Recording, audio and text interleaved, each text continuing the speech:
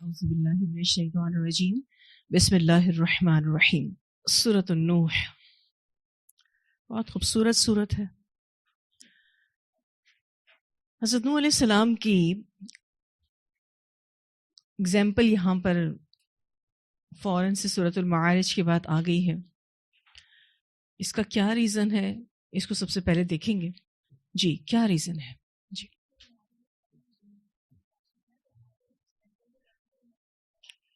ٹھیک ہے. جی سورۃ المعارج میں صبرن جمیلہ کی بات ہوئی، تو اب بطور ایگزامپل ہمیں نوح علیہ السلام بتائے گئے. ان کا صبر کیسا تھا؟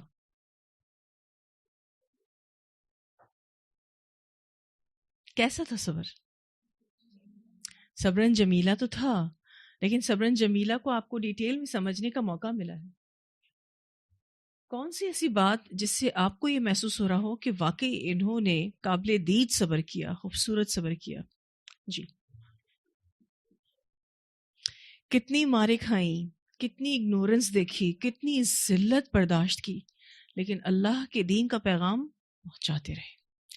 صبرن جمیلہ ایسا کہ ماتھے پر شکن نہیں تھا.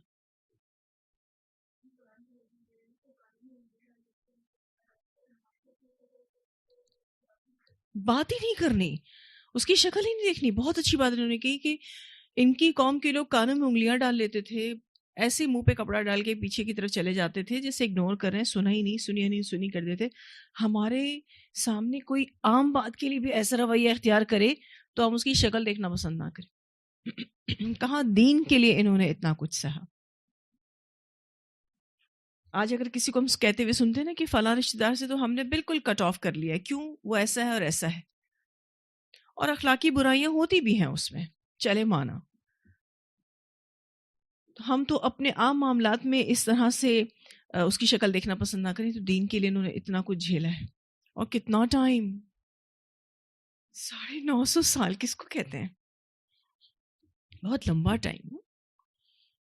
اور پھر آپ دیکھیے کہ ہم جو کہتے ہیں نا صبر کتنا کریں، آخر میں کب تک صبر کروں؟ تو دیکھیں کتنا صبر کیا انہوں نے. ایک دفعہ بھی انہوں نے نہیں کہا کہ اللہ تعالیٰ میں کتنا صبر کروں. 950 سال کی تبلیغ، اور وہ بھی ایسے لوگوں کے سامنے. ان کی قوم انتہائی سرکش تھی. ان کی قوم اتنی زیادہ سرکش کیوں تھی؟ کیا وجہ تھی؟ مال اور اولاد بہت زیادہ تھی، پہلا ریزن آپ نے دے دیا. تکبر بہت کرتے تھے، اور بتائیے. اللہ کی طرف سے ملی ہوئی ڈھیل تھی ان کو، اور بتائیے. نعمتوں کی فراوانی، وہی مال اور اولاد کی فراوانی میں آ گیا. اور یہ اپنے آپ کو غلط نہیں سمجھ رہے تھے. آپ کو پتہ ہے انہوں نے کن لوگوں کی پوجا شروع کر دی تھی؟ نیک بزرگوں کی. وہ اس دور کے بہت زیادہ نیک لوگ تھے. آج بھی آپ دیکھیے کہ جو شرک کرنے والا ہے، بدعت کرنے والا ہے، مسلمان کی ہی میں بات کر رہی ہوں، ان کے علماء بھی ہیں، ان کے رہنما بھی ہیں، وہ اپنے آپ کو غلط نہیں سمجھتے. آپ دیکھیے ان کو آتھینٹسٹی پر لانا کتنا مشکل کام ہے. وہ آپ کے سامنے سرکشی ہوں گے، یہ اپنے آپ کو ٹھیک سمجھ رہے تھے. بلکہ یہ اتنے زیادہ سپورٹو تھے کہ آیت میں آپ نے پڑھا وَقَالُوا لَا تَذَرُنَّ آلِهَتَكُمْ وَلَا تَذَرُنَّ وَدًّا وَلَا سُوَاعًا وَلَا يَغُوثَ وَيَعُوقَ وَنَسْرًا. یعنی باقاعدہ نے کہا ہمیں ان کا سپورٹ نہیں چھوڑنا ہے. مر چکے ہیں لوگ، ان کی قبر پرستی شروع کی، اور پھر اس کے بعد ان کے مجسمے بنا لیے. جو بھی بدعت کرنے والا ہوتا ہے نا، یا شرک کرنے والا ہوتا ہے، جو اپنے آپ کو ٹھیک سمجھ رہا ہوتا ہے، کیونکہ وہ جو بھی نیک کام کر رہا ہوتا ہے وہ دین سمجھ کے کر رہا ہوتا ہے، اس کو آپ اوتھینٹسٹی پر بس اللہ ہی اس کو ہدایت دے، نہیں لا سکتے. بہت زیادہ رچ کے دعائیں کرنی پڑتی ہیں ایسے شخص کے لیے کہ اس کو بات سمجھ میں آ جائے. تو یہ مسئلہ تھا ان کی قوم کا. اچھا سرکش تو ہوئے، ٹھیک ہے، نہیں قبول کرنا نا دین، نہ کرو، لیکن حضرت نوح علیہ السلام کے ساتھ اتنا مس بہیو کرنے کی کیا ضرورت تھی؟ یعنی جہاں وہ اپنے آپ کو صحیح سمجھ رہے تھے وہاں وہ نوح علیہ السلام کو غلط سمجھ رہے تھے، انتہائی غلط سمجھ رہے تھے. اور کتنے ریاکشنری ہوئے کہ مار پیٹ پر آ گئے. میں اور آپ اتنا صبر کر سکتے ہیں؟ وہ بھی دعوت اللہ کے لیے. یہاں تو اگر ہمیں کوئی پرابلم آ جاتا ہے تو ہم تو اپنا جو کام کر رہے ہیں نا اس میں بھی پیچھے ہو جاتے ہیں. کہاں کسی دوسرے کی خیر خواہی کی بات ہے. اچھا یہ کیا چیز تھی نوح علیہ السلام کے اندر کہ اتنی مار کھا کر بھی 2 دن ریسٹ بھی نہیں کرتے تھے؟ کب چلے جاتے تھے؟ نیکسٹ ڈے دوبارہ چلے جاتے تھے ان کو بتانے کے لیے. کیا چیز تھی ان کے اندر؟ خیر خواہی اور تڑپ تھی، ٹھیک ہے، اللہ کی محبت اور یقین اور ایمان اتنا پختہ تھا، اور اپنے کام کے ساتھ بہت لائل تھے. انہوں نے ایسا نہیں کہا کہ ابھی مجھے اتنی مار پڑی ہے میں 2 دن صبر کر کے جاتا ہوں، تھوڑے اپنے زخم بھی ٹھیک کر لوں پھر جاتا ہوں. یہاں تو اگر وائرل کسی کو ہو جائے نا تو 6 دن گیا کام سے. نمازیں کیسی ہو رہی ہوتی، مطلب ایک سمپل وائرل بخار ہے. اب میری کسی سے بات ہو رہی تھی تو انہوں نے مجھے کہا کہ میں آج نہیں آ سکوں گی. کیوں؟ میرے بڑے بیٹے کو جو ہے وہ وائرل ہو گیا ہے. میں نے کہا آپ کا بیٹا کتنے سال کا ہے؟ تو ان کا 16 سال کا. میں نے کہا پھر تو چھٹی کی ضرورت نہیں ہے آپ کو. 16 سال کا بچہ ہمارا کتنا پیمپرڈ ہوا ہے کہ ماں کی ضرورت ہے اس کو. 16 سال کے بچے جہاد کے لیے چلے جاتے تھے، پتا ہے آپ کو؟ آج ہمارا بچہ 16 سال کا بھی ہو جائے تو ہم نے اس کو اتنا لاڈلا بنا کے رکھا ہے، اتنا ڈیلیکیٹ ڈارلنگ بنا کے رکھا ہے کہ بخار آیا ہوا ہے. ٹھیک ہے، نو ڈاؤٹ آج کل کا بخار بہت زیادہ ورسٹ ہے، میں مانتی ہوں اس بات کو، درد بہت ہوتا ہے، لیکن ایسے کیسے ہمارے بچے ہیں؟ اس کا ریزن کیا ہے کہ ہماری نسل اتنی کمزور ہے؟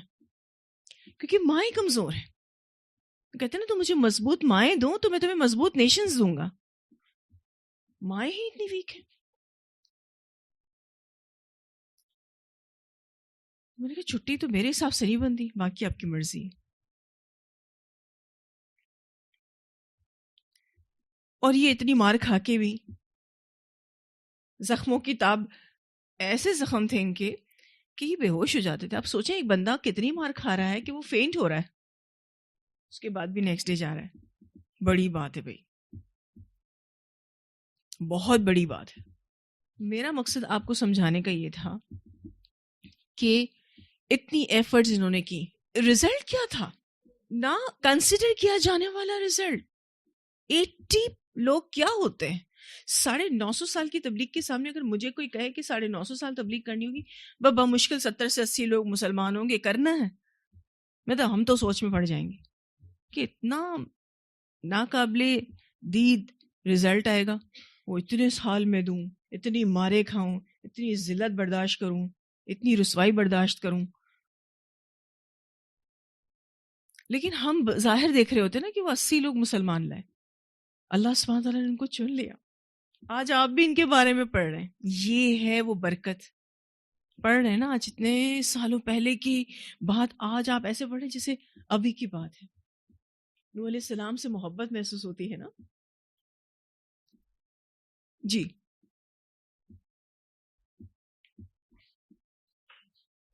بالکل.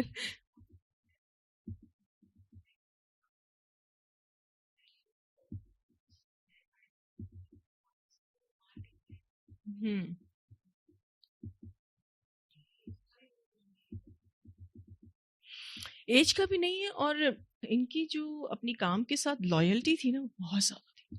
اپنے کام کے ساتھ جس کو نا پیشنیٹ ہوتا ہے، کوئی جنون ہوتا ہے جس کو، یہ وہ مجھے لگتے ہیں. ہمیشہ نوح علیہ السلام کو پڑھ کے نا ایک انسپریشن ان سے ملتی ہے کہ آپ کو اپنے کام کے ساتھ پیشنیٹ ہونا پڑتا ہے. آپ کسی کام کے لیے جو جم جاتے ہیں، صحیح معنوں میں جو جمنا ہم سمجھتے ہیں نا، اللہ تعالیٰ کے رسول صلی اللہ علیہ وسلم سے بیسٹ کوئی نہیں. ان کو بھی ان کی اگزامپل دی جا رہی ہے کیونکہ یہ سینیریوز سارے وہ دیکھ چکے تھے. نوح علیہ السلام، نوح علیہ السلام کو تو کتنا مارا گیا نا. آپ صلی اللہ علیہ وسلم تو رائل فیملی سے تھے، بہت مطلب سرداروں کے فیملیز میں سے تھے. اور جب تک آپ صلی اللہ علیہ وسلم کے چچا زندہ تھے، آپ صلی اللہ علیہ وسلم کو کوئی ہاتھ نہیں لگا سکتا تھا. اس سے زیادہ ڈیفیکلٹی ان کی تھی. ان کا بتا کے صبر کا کہا گیا. اچھا وہ چیز آپ صلی اللہ علیہ وسلم کے لیے بھی مشکل تھی، کیونکہ ایک سردار کی اولاد جو ہوتی ہے اس کو بھی اگنورنس اس طرح سے برداشت کرنا آسان نہیں ہے. کہ وہ اس کو کوئی کہے کہ تم جھوٹے ہو، تم ساحر ہو، تم مجنون ہو، تو وہ بھی آپ صلی اللہ علیہ وسلم کے لیے برداشت کرنا مشکل تھا. تو ان کو یہ اگزامپل دی گئی، زبان کی مار ماری گئی، اور پتہ نہیں کیا کیا کچھ آپ صلی اللہ علیہ وسلم کو کہتے تھے. پھر ان کی زندگی میں برکت اور کس طرح سے آئی؟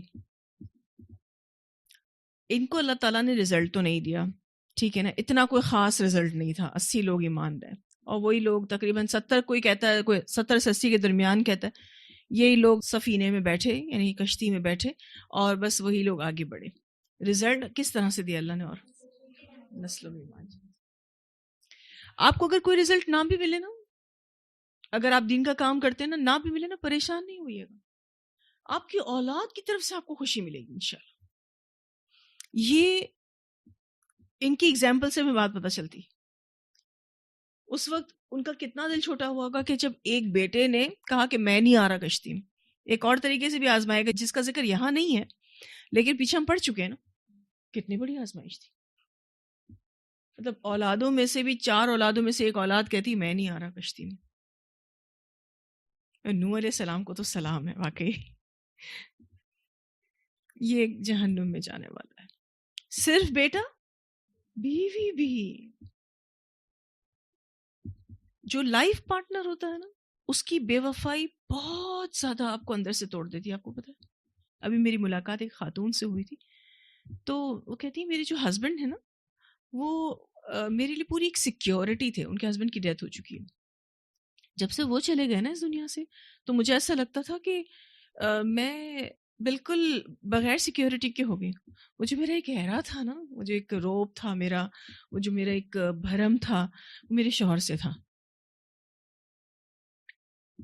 جو ہسبینڈ وائف ہوتے ہیں نا، وہ ایک دوسرے کے لیے عزت کا باعث ہوتے ہیں، محبت کا باعث ہوتے ہیں، ایک دوسرے کے لیے کیئرنگ ہوتے ہیں. ایک شوہر اپنی بیوی کی یا ایک بیوی اپنے شوہر کی بے وفائی بہت مشکل سے برداشت کر سکتی. آپ کسی دوست کی بے وفائی کو شاید اتنا فیل نہ کریں، اور ایسے میں تو ان کی بیوی بھی بے وفا نکلی. مسلمان تو تھی نا، بیٹا بھی مسلمان تھا، بس وہی عمل غیر صالح تھا. اب سورہ نوح میں اللہ سبحانہ تعالیٰ نے ہائی لائٹڈ میسج آپ کو کیا دیا؟ استغفار کا. دعوت اللہ کے بعد اگر ہم دیکھیں تو ہائی لائٹڈ میسج استغفار کا. اور یہ اپنی قوم کے لوگوں کو بار بار استغفار کی تلقین کرتے تھے، کیونکہ حضرت علیہ السلام کو معلوم تھا کہ اب بغیر استغفار کے تو یہ بچنے والے نہیں ہیں. مطلب جتنا برائی یہ کر سکتے تھے انہوں نے کر لیا. بالفرض آپ کے ساتھ کوئی برا کرے اور آپ اس کو برداشت بھی کریں، اور پھر اس کی یہ فکر کریں کہ اس غلط رویے کی وجہ سے اس کو جہنم ملے گی، اور آپ اس کو کہیں استغفار کرو، یہ ہو تمہارے ساتھ یہ ہو جائے گا، اللہ تعالیٰ تمہاری عمر میں برکت دے گا، اللہ تم کو نعمتیں دے گا. مطلب اتنی خیر خواہی. کیا سبق ملتا ہے اس سے؟ آپ کو اس لیول کا خیر خواہ ہونا پڑے گا اگر آپ واقعی دعوت اللہ کا کام کرنا چاہتے ہیں. تو اس لیول کی خیر خواہی چاہیے. جی بیٹا.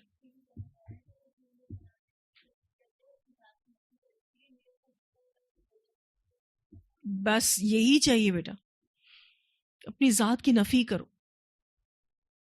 جس دن آپ نے اپنی ذات کو آگے کر دیا نا، وہاں آپ دین کا کام نہیں کر سکتے. اچھا، ہم جب مل کے اسٹاف بھی کام کرتے ہیں نا، اور اگر کسی ایشو کو لے کر بات ہو رہی ہوتی ہے نا، تو ہم سارے اسٹاف ممبرس کے ذہن میں یہ بات ہے کہ ہم صرف اس ایشو کو لے کر بات کر رہے ہوتے ہیں، ہم کسی کی ذاتیات پر بات نہیں کر رہے ہوتے. پہلی بات تو تاکہ کوئی ہرٹ نہ ہو جائے کہ بھئی مجھے ڈانٹا گیا، مجھ سے یہ کام لے لیا گیا، یا مجھ سے یہ کام لے کر کسی اور کو دے دیا گیا. مطلب یہ مختلف چیزیں اگر انسان ذاتیات پہ لے لینا تو پھر وہ کام نہیں کر سکتا. تو ہم اس چیز کو الحمدللہ ایک مائنڈ سیٹ کے ساتھ لیے ہوئے ہیں کہ ہم نے اپنی ذات کو آگے نہیں کرنا. لیکن اگر کوئی بھی شخص اپنی ذات کو آگے کرے گا تو پھر وہ مل کر تو کام بالکل نہیں کر سکتا. اکیلے اکیلے کوئی کر لے تو کر لے، لیکن وہ پھر چل نہیں سکے گا آگے. تو اپنی ذات کی نفی کرنی ہے. اور کیا سیکھا؟ استغفارات کے فائدے بتائے انہوں نے. ٹھیک ہے جی.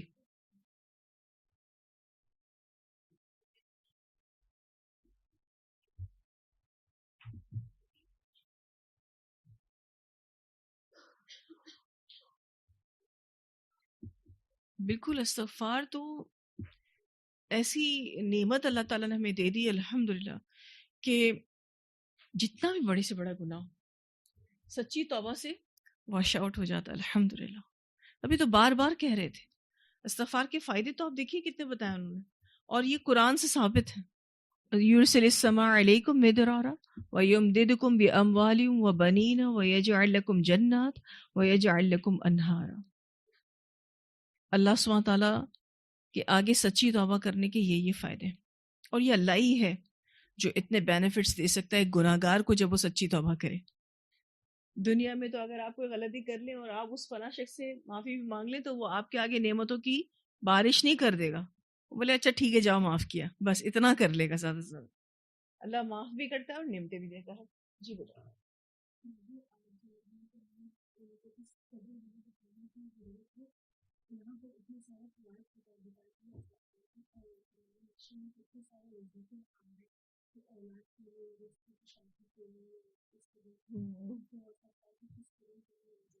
بالکل. کوئی وظیفہ، بہت اچھی بات انہوں نے کی کہ اتنے سارے وظیفے مشہور ہیں کہ اگر آپ کو اولاد چاہیے تو یہ پڑھیں، اتنی اتنی بار پڑھیں، رزق چاہیے تو یہ پڑھیں. ساری نعمتوں کے لیے استغفار کافی ہو جاتا ہے. اور کتنے ایسے اذکار ہیں جو استغفار جیسا کام بھی کرتے ہیں. مثلا سبحان اللہ و بحمدہ سبحان اللہ العظیم، اس کے علاوہ درود پاک ٹاپ آف دا لسٹ ہے. گناہ بھی معاف کرتا ہے اور کافی ہو جائے گا، آپ کی ساری پرابلمس کے لیے درود پاک کافی ہو جائے گا. اور نماز ٹھیک ہے، اور آپ کچھ اور کہنا چاہیں کہیے پلیز.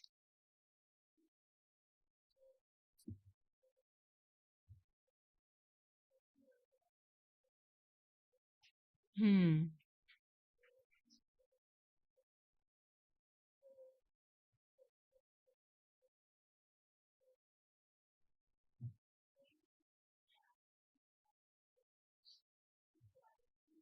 ہوں ہوں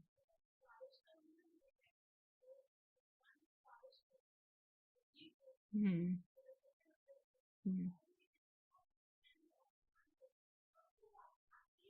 ہوں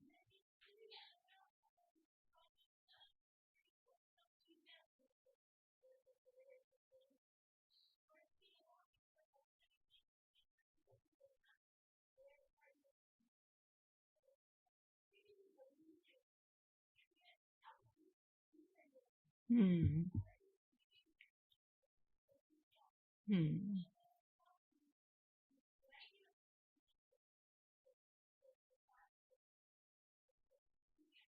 بالکل بے شک بے شک.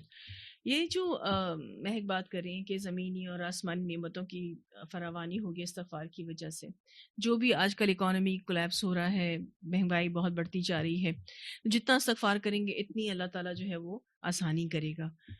یہ جو آیت نمبر 13 میں بات ہو رہی ہے، یہ کیا بات ہو رہی ہے؟ کیا واقعی ایسا ہم بھی کرتے ہیں؟ کیا بات ہو رہی ہے؟ اللہ کی ویسی قدر نہیں کرتے جیسے کہ قدر کرنی چاہیے. اور یہ اپنے اوپر رکھ کر سوچیں کہ کیا ہمارے ساتھ بھی یہ معاملات ہیں، کیا ہم بھی ایسا کر جاتے ہیں؟ کیونکہ یہی پرابلم سب سے بڑی ہے کہ اللہ کو رب مانا ہی نہیں، اس کی مرضی کو اپنے لیے بہتر جانا ہی نہیں. اللہ تعالیٰ کبھی کوئی معاملہ آپ کے لیے بہت جلدی کر دیتے ہیں، ٹھیک ہے، تب تو آپ کو اللہ تعالیٰ بہت اچھے لگتے ہیں. لیکن اگر کوئی معاملہ آپ کا تاخیر پر چلا جائے پھر کیا ہوتا ہے؟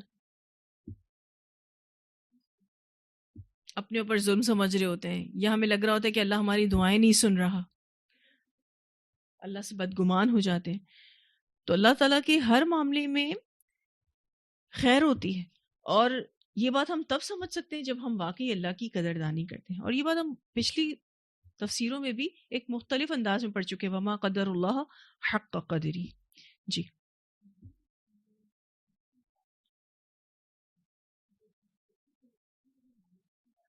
جی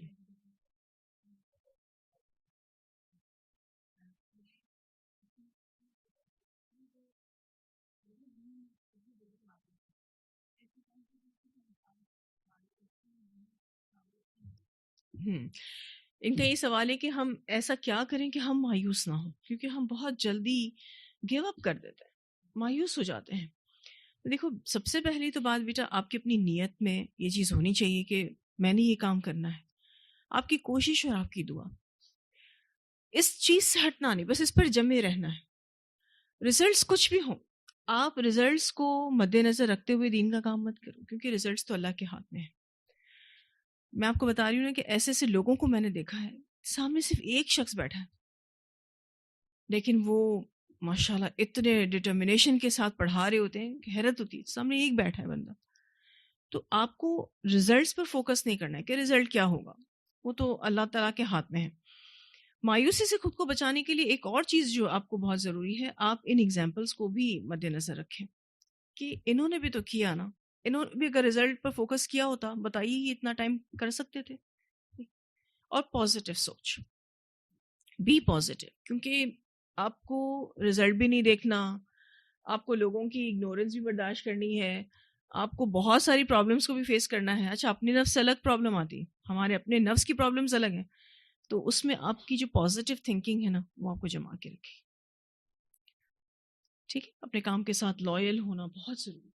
ہرڈلز اتنے آتے ہیں لائف میں، ابھی تو آپ لوگ بہت بچے ہیں، چھوٹے ہیں. جب پریکٹیکل لائف میں آئیں گے تو آپ کو ایسا لگے گا کہ مطلب کوئی نہ کوئی ٹارگیٹ روز کا ہے، روز کا کوئی ہدف ہے، اور اس کو جھیلتے ہوئے آگے چلنا ہے، اس کو جھیلتے ہوئے آگے بڑھنا ہے. میں ہمیشہ ایک بات کہتی ہوں کہ ہم جتنے بڑے ہوتے جاتے ہیں، ہماری پرابلمز بھی اتنی ہی بڑی ہوتی جاتی ہیں. کیونکہ جب میرے بچے چھوٹے تھے نا، تو مجھے ایسا لگتا تھا کہ چھوٹے بچے سنبھالنا کتنا مشکل ہے. تو بہت مشکل ٹاسک ہے. جن خواتین کے بڑے بڑے بچے ہیں وہ مزے کر رہی ہیں. پھر مجھے جب میرے بچے بڑے ہو گئے نا، تو اچھا، بڑے بچے بڑے مسائل، اب ان کو سیٹل ہونا ہے، اب ان کی آگے نسلیں ہیں، مطلب وہ غم تو ختم ہی نہیں ہو رہا. اب بچوں کی فکر لگ جاتی ہے کہ یا اللہ اب ان کو محفوظ رکھنا. میں اکثر اپنے بچوں کو کہتی ہوں، پہلے تہجد تم لوگوں کے لیے پڑھا کرتی تھی، اب تمہارے بچوں اور تمہاری نسلوں کے لیے پڑھتی. مجھے فکر لگی رہتی ہے کہ ہم نے بھی چلے جانا ہے، تم نے بھی چلے جانا ہے، لیکن ہماری نسلوں نے جانے کیا کیا کچھ دیکھنا ہے.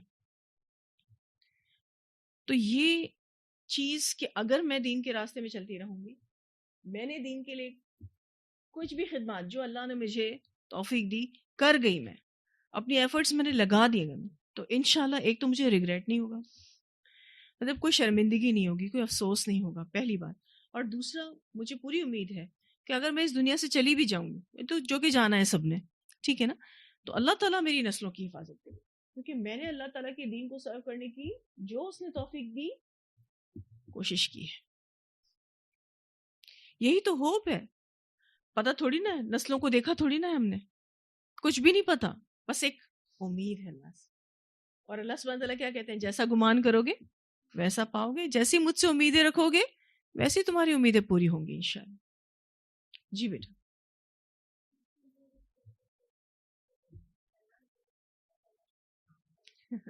بڑا پیارا ہے. ہاں،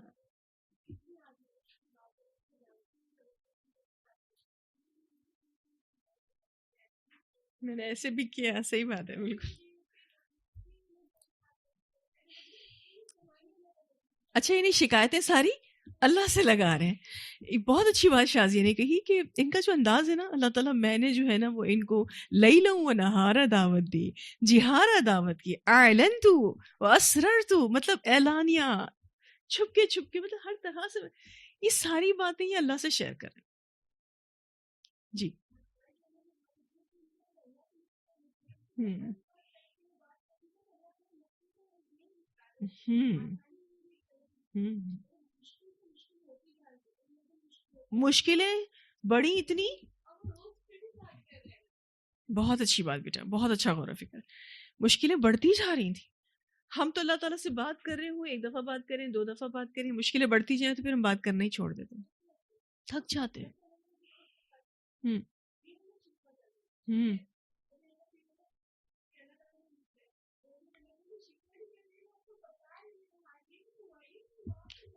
ہوں بالکل. اور ہر چیز اللہ تعالیٰ جانتے ہیں، لیکن اللہ کے آگے اپنے دل کو ہلکا کر کے کتنا سکون ملتا ہے. اچھا، آج صبح میں یہ چیز فیل کر رہی تھی، آپ سے جسٹ شیئر کر رہی ہوں کہ کتنی بڑی نعمت اللہ نے ہمیں عبادت کی شکل میں دی.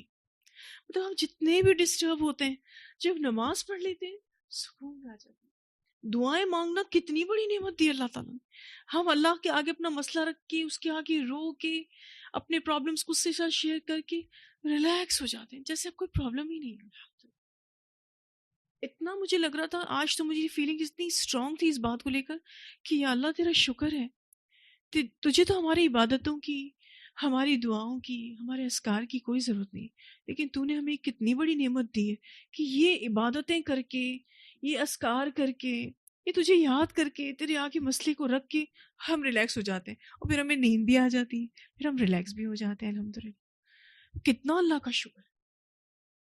تو اپنے رب کی جو قدر ہے نا، یہ بہت امپورٹنٹ ہے.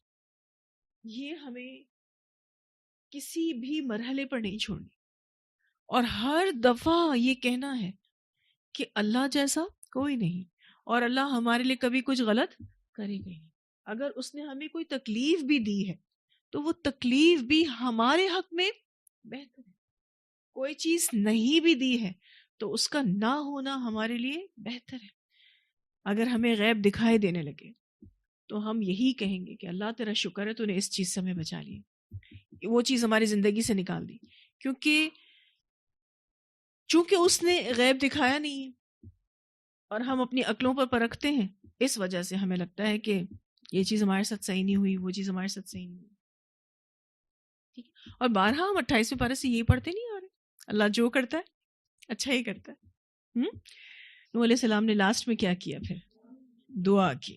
دعا کیا پہلے نہیں کر رہے تھے؟ خود سے استغفار بھی کیا اور دعا بھی کی کہ اللہ تعالیٰ اب یہ نہیں سدھریں گے، اب ٹائم پیریڈ جو ہے وہ جتنا مجھے دیا گیا تھا میں نے اپنی ایفرٹس کر لی، اب آپ ان کو کمپلیٹلی ختم کریں. ان کی ایک دعا سے ہوا کیا؟ طوفان نوح آ گیا. سوچیں کتنی پاور تھی ان کی دعا میں. کیا ان کی دعا سے ان لوگوں کو ہدایت نہیں مل سکتی تھی؟ مل سکتی تھی، لیکن کیوں نہیں ملی ان کو ہدایت؟ وہ چاہتے نہیں تھے. نوح علیہ السلام کی دعا کی پاور دیکھیے، طوفان نوح آ گیا. اللہ تعالیٰ کو انہوں نے کہا ایک بھی کافر زمین پہ نہیں چھوڑنا، اور اللہ تعالیٰ نے ایک بھی کافر زمین پہ نہیں چھوڑا. پورا گلوبلی پانی سے یہ زمین بھر گئی. مطلب کہاں کہاں سے پانی نکل رہا تھا. سوچیں، صرف دعا کی تھی نوح علیہ السلام نے. اتنی پاورفل دعا تھی. کیا نوح علیہ السلام اپنی قوم کے لیے دعا نہیں کرتے ہوں گے؟ کرتے تھے. وہی بات کہ دعاؤں کا مستحق بننا بھی پڑتا ہے نا، کہ جو اگر ہمارے لیے کوئی دعا کرے تو ہمیں اس کا مستحق بھی بننا پڑتا ہے کہ ہمیں وہ دعا لگے. جی بیٹا.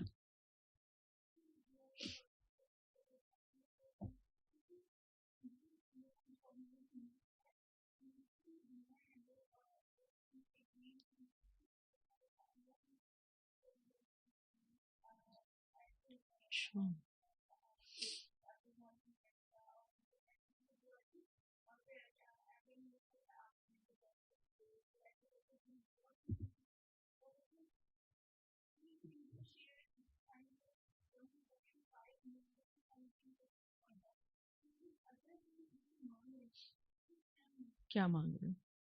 اور مذاق بنایا ہوا بیٹا.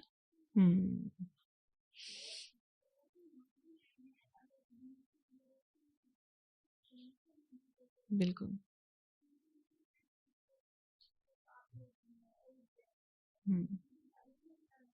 بس وہی چاہیے.